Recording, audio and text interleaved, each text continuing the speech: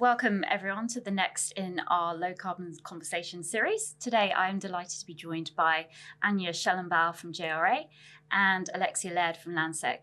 We're going to have a conversation today, guys, of course, about carbon. And I thought we'd kick off with a bit of scene setting. Of course, we got together and got to know each other over the last, it's been 8 months, through the work that we've done for the Net Zero Carbon Building Standard with some research on Cat B and the upfront carbon impact of that.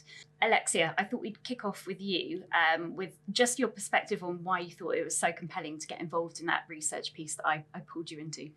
Yeah, so I've been involved in the Net Zero Carbon Building Standard since the very beginning, really, and as part of the it's called TG1B, and it's focusing really on embodied carbon and setting up the methodology of how do we tackle and think about setting limits on embodied carbon. And over time we've been talking about different sectors, and I work a lot on offices, and I think tackling that delineation between what is a shell and core, what is a Cat A, what is a Cat B, and understanding what happens post completion of a building is absolutely key, because as a landlord ourselves, we want to understand what is our role in collaborating with our tenants to try and go beyond just that shell and core Cat A level of carbon kind of reduction. So I was really keen to be a part of the conversation to understand A, what was going on, B, give the landlord perspective to kind of give that kind of realism of how leasing negotiations happen. Yeah, it was so helpful to have your input. I guess when we set up that project to begin with, I didn't really envisage that we'd need the landlord impact so much, because we were talking about Cat B. But actually, yeah, you brought so many interesting takes on some of the aspects that we were covering, which we wouldn't have looked into in as much detail. So yeah, ended up being super helpful.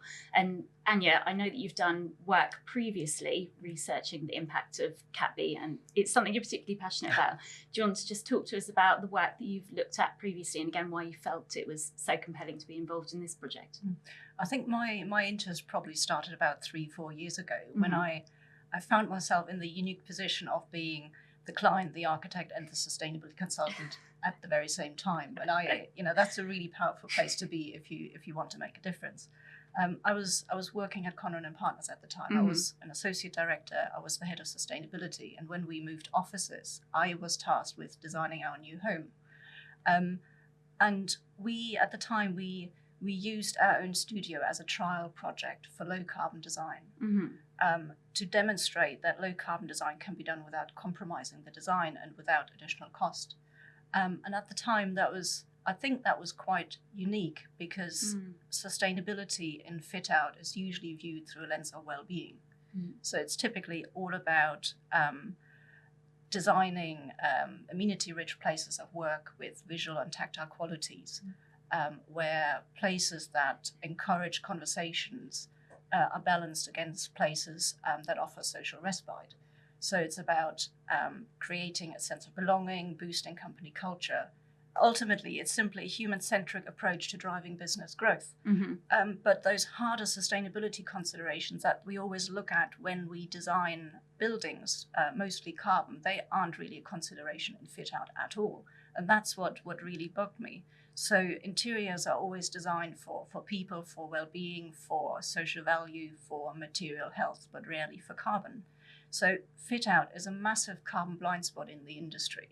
And especially when you take into consideration the short lifespan of fit out and the frequent replacement cycle. And that's really why I felt it would be good for me to join the research, and for us to work out how we can quantify and how we can shine a light on the magnitude of that carbon blind spot. Yeah, and an incredible opportunity for you to do that in your own office and look at that in detail. So sticking with Net Zero Carbon Building Standard, and Alexia, yeah, you're obviously involved in the offices group where I sit, and also the Embodied Carbon Central Group. You shared a report with me a little while back, which I thought was really interesting, which showed the comparison of different certification schemes for whole sets of assets along with individual buildings. Do you want to just talk a little bit about how that report compared the different certification schemes and how the Net Zero Carbon Building Standard came out? Yeah, it was really interesting, and it was actually quite a powerful report in my mind, because I think, if you get the investors talking about this, that's where the money starts, and that's where you start to really filter down the value chain. And it was a report by a consortium of investors, as you said, analysing the different standards and benchmarks out there, and looking at what a credible decarbonisation pathway looks like for the real estate industry.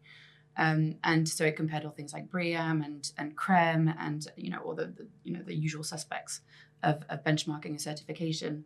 And it singled out the emerging net zero carbon building standard from the UK as the only standard that covered every single element of a credible decarbonisation pathway for the real estate industry, both in terms of upfront embodied carbon, in terms of whole life carbon, but also in terms of operational energy.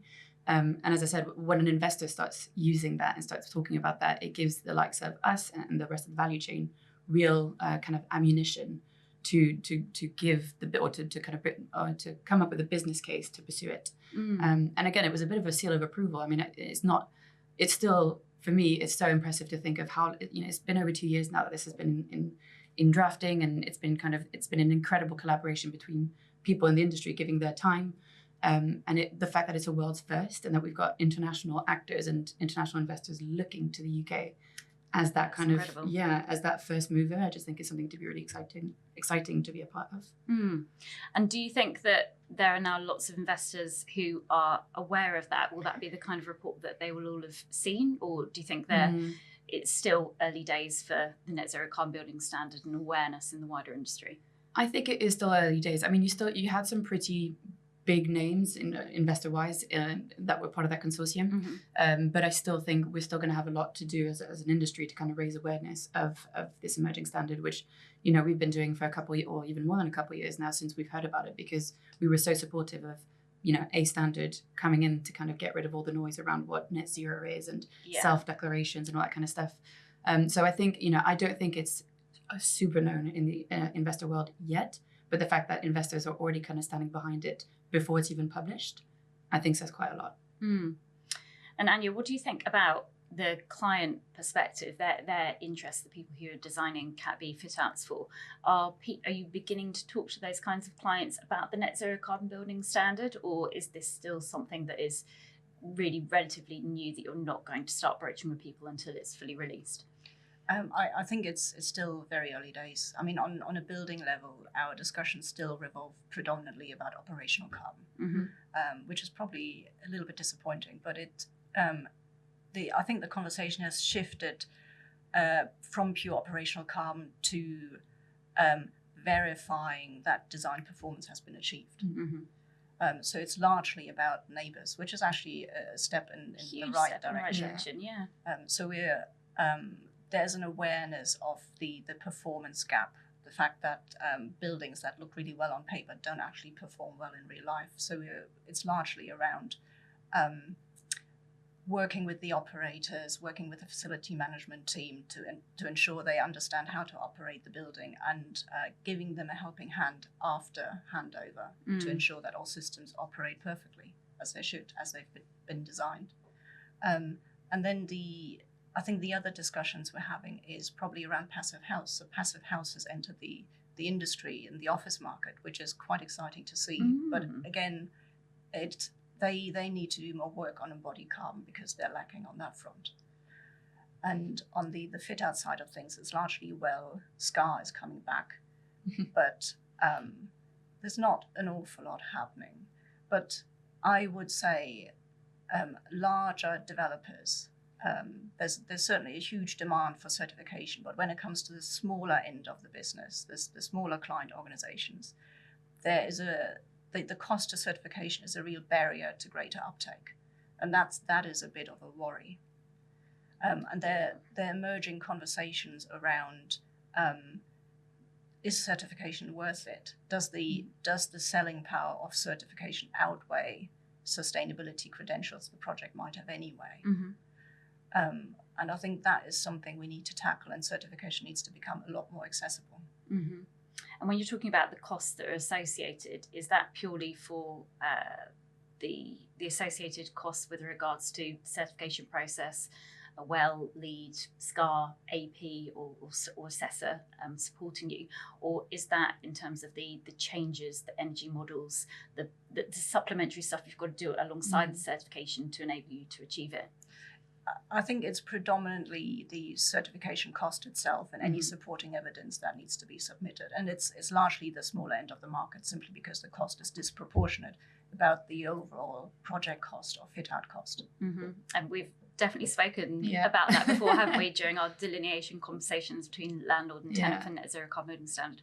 At the moment, the cost of whole life carbon assessments for one that's done really well is potentially entirely prohibitive for smaller clients. Yeah, I think it is a difficult one. I think we definitely do see kind of a split between tenants who, the larger tenants, they will oftentimes, if you're talking the big HQs or the big kind of global companies, they'll often have their own carbon target. So talking or engaging with them on doing whole life carbon assessments of their fit outs is completely different than engaging with really small SMEs who are literally taking, half a floor plate, because, the budgets will be very different. Carbon targets might not exist for them, and it's just a completely different conversation. And to your point, we are finding that the more assessments you undertake, of course, the more money it costs. But it's not like just because you have a small space means that it costs half the price of it's double the space. The amount of time that it takes to build that model is almost equivalent. So it's not even like you can go to an SME and say it's only going to cost you X. It's going to be the same, a similar kind of price as a big fit out. And so, trying to convince them to do that is a completely different conversation. Yeah, that is really tricky. Anja, coming to you next. We have spoken previously about how there is certainly still a demand for wellbeing certifications, and everyone wants those aspects integrated in the office, and people are tentatively starting to at least ask about low carbon fit outs. Do you see a bit of a difference between, in terms of the low carbon conversations, a difference between different types of occupiers or different types of clients who might use the spaces? Definitely. So traditionally, office space would be let on long-term leases of sort of 8 to 10 years. But these days, a lot of occupiers can't take the long-term view any longer. Some can, some don't. But a lot of companies need to remain more agile, and they need to expand and contract to market demands. So what we're seeing in the office market today is a much broader spectrum of different types of workspaces to cater for this wider range of occupier needs. So we've got the long-term traditional leases at the one end, and we've got the serviced office space and co-working spaces at the other end to in response for that demand for agility. And the interesting thing is that both ends of the spectrum actually have a really high potential for low carbon design. The long-term leases, because the replacement cycle is actually quite low, and also because there's an opportunity for those types of companies to take on the space on a shell and core basis. On the other end of the spectrum, the co-working is hugely interesting because there's a potential for low carbon turnover in spite of high turnover of tenants, which sounds probably slightly counterintuitive, but essentially the end of lease for a tenant doesn't equate to removal of the fit out. Because the fit out isn't associated with the tenant. And if co-working spaces are done really well, if they're designed for durability, if they're designed for adaptability, then there's a huge potential for low carbon design. And also the other thing to consider, the other discussions we're having with co-working operators is around low carbon design much more than any other occupiers, because for them, they still need to sell their product. They want to harness the selling power of low carbon design, of sustainable design, to attract high value customers. Interesting. Which is not a driver you have with an end user occupier. So that's quite interesting.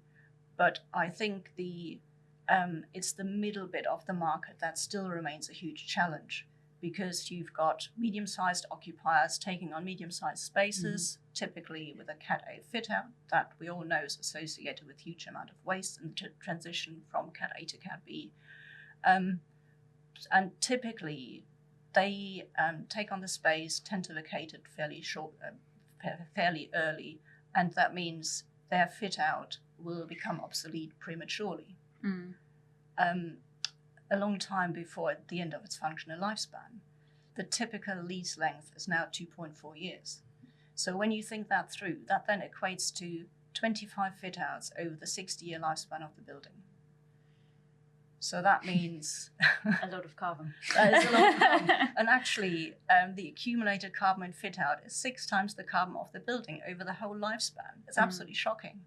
So I think that's the end of the market we need to focus on. And I think we need to do that by thinking about how we can make fit-out portable.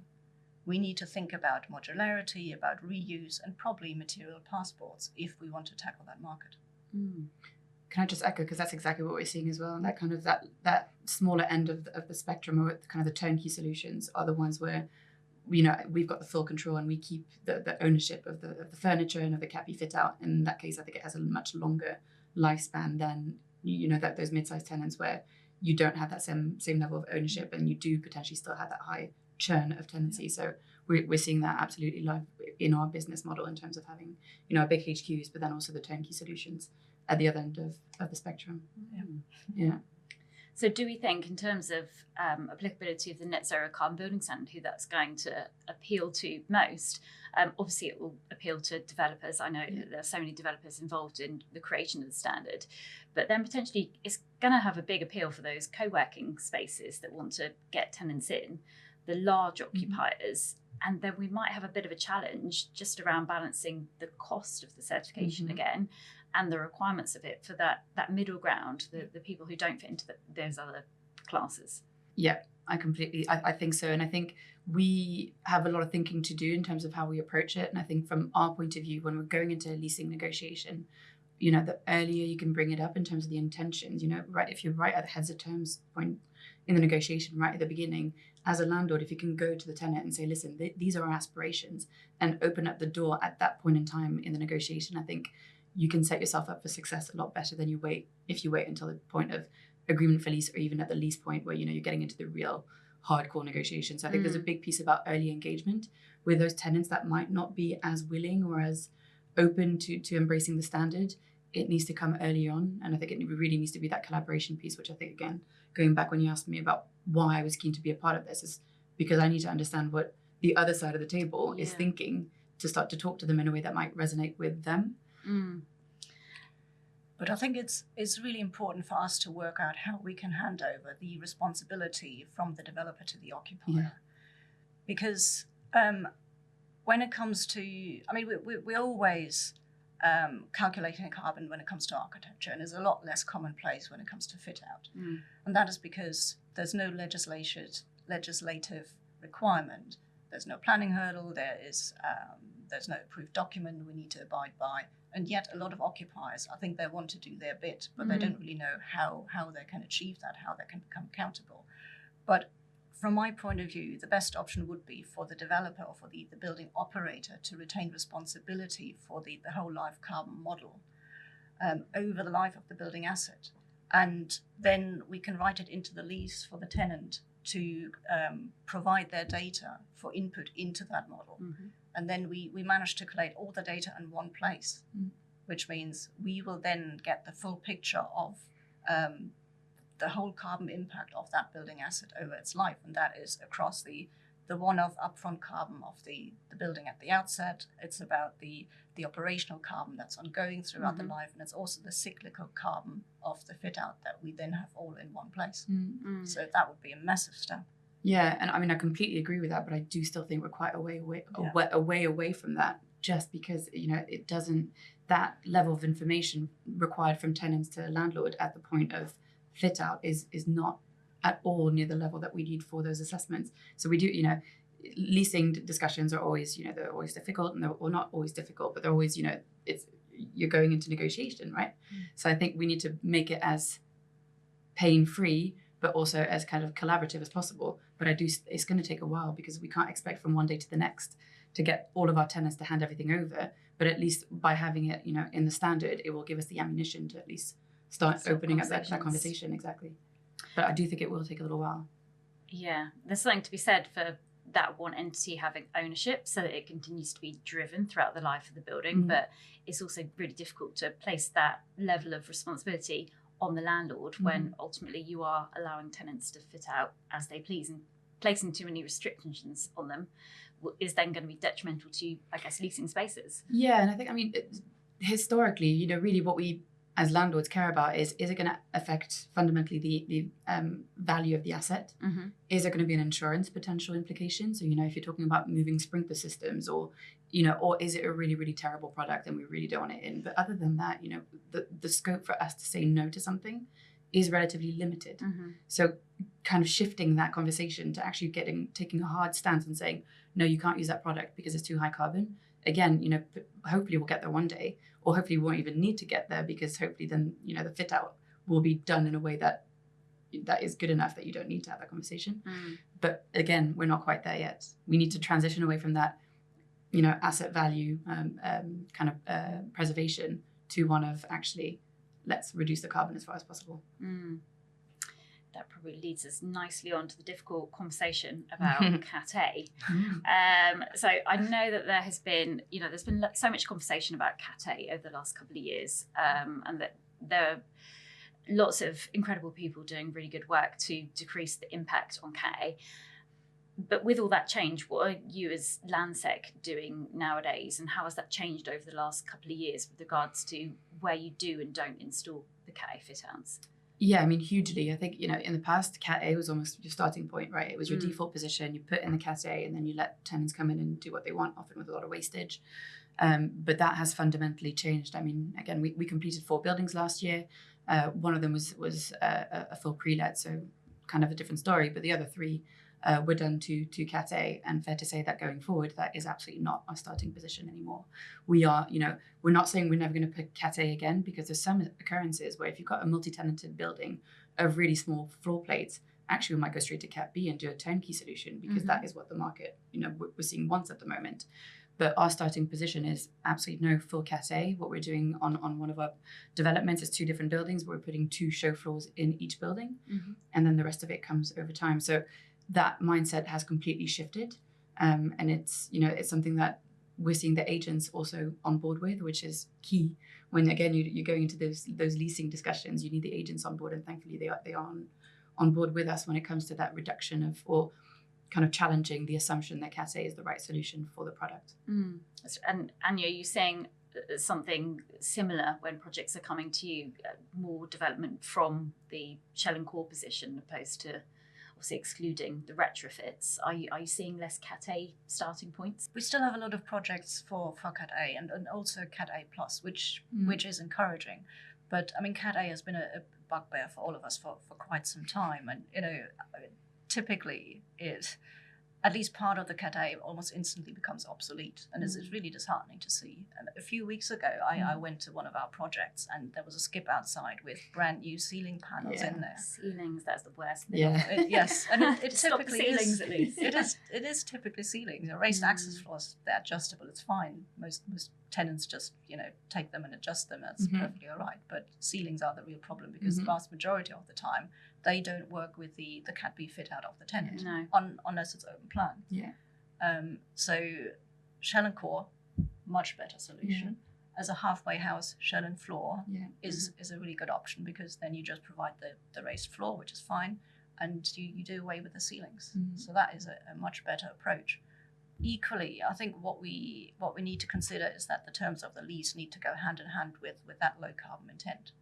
Because a lot of the time what I see is Cat A specifications written into lease agreements, whereby the tenant has to provide the Cat A, if he takes on a shell and core space, to a very specific specification by the landlord. So the tenant might want to put in a recycled raised access floor because it's the right thing to do, but he's not allowed to do so because the Cat A specification stipulates it needs to be that particular brand new project from that particular manufacturer, and the landlord wouldn't approve anything else. So that is certainly counterproductive to the intent. That is very disappointing. I guess the other barrier that's often perceived to be an issue is the dilapidations clause, whereby the tenant is supposed to return the space to a brand new Cat A at the end of the lease. Though I think in reality, and I think we've discussed that, that rarely happens. It's really, trying to, and I think that's the problem with any of these conversations, are trying to kind of come, there may be trends, but generally it's done on a project by project basis. It's entirely dependent on a tenant and what they want to do, because yes, you're right, there is in the DLAPS clause, there will be something to say, you shall revert to Cat A. But actually what happens in reality is that you engage with that tenant, you understand what's best for them, what's easiest for them. They can choose to leave everything in place and pay a small penalty for us to look after it. And it actually becomes a lot more of a conversation about how to do it. And we do actually find that a lot of the tenants would rather just leave it for us to do. And that's a good thing in our point of view, because we probably have a better way of managing it than a small tenant moving who has no idea about what to do with the stuff if they're not taking it away to reuse it. So it's really kind of tenancy dependent and tenant dependent. And we've got, an incredible set of engineers who try and engage early with those tenants to try and understand what can be reused, what can be left that could have value to the next tenant as well. Yeah. So it's a lot more of a collaboration piece that potentially looks like on paper when you read the leases. What we're seeing in reality is that it is a lot more, there's more conversation than would appear. Yeah, I think the part of the issue is there's a lot of uncertainty at the beginning of the lease around what happens at the end of the lease. Yes, that's what I was going to say. When are these conversations actually happening? Usually towards the end of the lease, when you know that a tenant's going to move out, they start to engage with us to say, okay, hey guys, we want to vacate the building, and so what do we do? And that's when we start to say, okay, well, how do you want, what's the best situation for you? What's the best outcome for you? Because at the end of the day, we want to be a good landlord and we want to make their lives as easy as possible. So be it for us to deal with their waste or for them to take it away, because it's fully in their right to do so. If they want to take their stuff away, it's their prerogative to do so. So it then becomes, as I said, that kind of negotiation and discussion.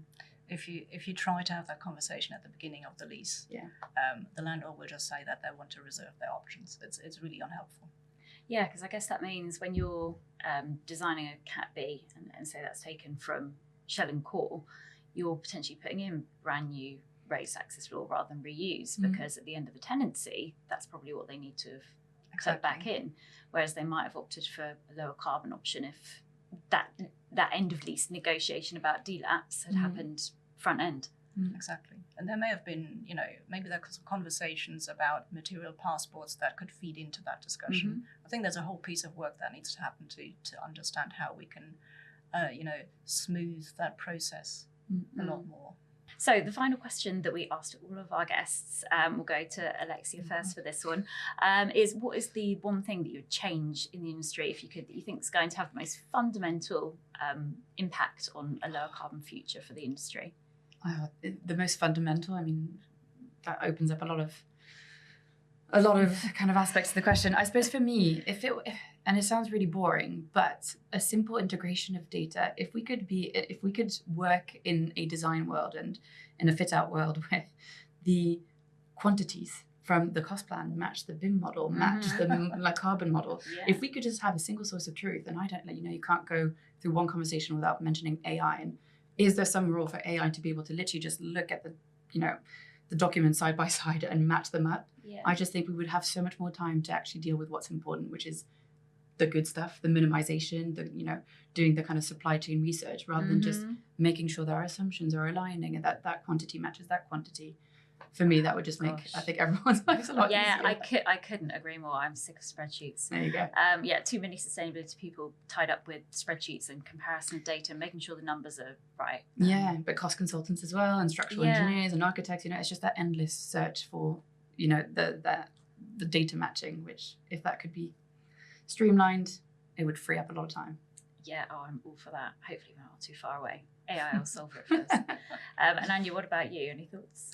I strongly feel that carbon literacy needs to go a lot more mainstream. I think the cost of whole life carbon is a real barrier to low carbon design, and it just can't be. And I think every architect, every designer, every structural engineer, and any M&E engineer, everybody needs to have a good understanding of where the carbon hotspots are and about the comparative understanding of the carbon footprint of every material.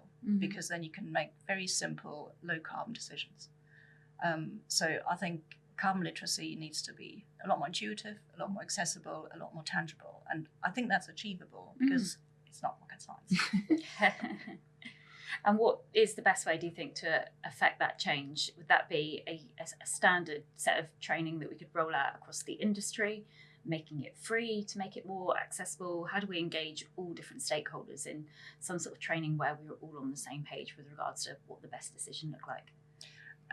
Standardized training, I mean, starting with more sustainable training at university, and then mandatory training through probably RBA accreditation to a much higher level of detail than is being offered at the moment. Yeah, and all the industry bodies like RICS, I guess, could do similar for anyone who becomes certified. What would yours be? Oh gosh, I don't know. Yeah, something about data in the way that you've described, because I think that there are far too many sustainability professionals occupied by dealing with a lot of data, which is so important to the decision making. But like you say, there are other things that we can't automate or get AI to solve for us. So it would be great to see that optimized and made more efficient in the future. So thank you so much for joining us for this low carbon conversation. Ladies, thank you so much for your time. It's been so insightful. If you are interested in hearing any more of our low carbon conversations, please head over to the Overbury YouTube channel, where you'll find loads more insights from some of the industry leaders that we've been speaking to over the last couple of years. Thank you for having us. Thank you.